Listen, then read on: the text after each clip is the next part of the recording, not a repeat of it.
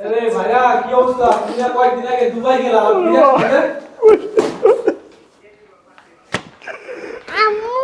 খারাপ রে ভাই কি হইছে আম্মু দেখো তো আল্লাহ ওর মা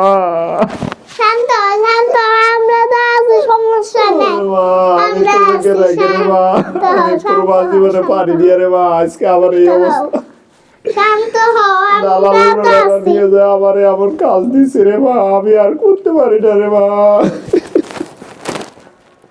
শান্ত হও শান্ত হও আমরা তো আছি সমস্যা নাই শান্ত হও শান্ত হও সমস্যা নাই আমরা ওদেরকে তো দেখতে আছি আমার ভালো লাগে না রে আমরা মা আছি তো আমাদের আবার টাকা হবে শান্ত হও শান্ত আমার হও এই মাইয়াটারে রেখে আমি কেমনে থাকবো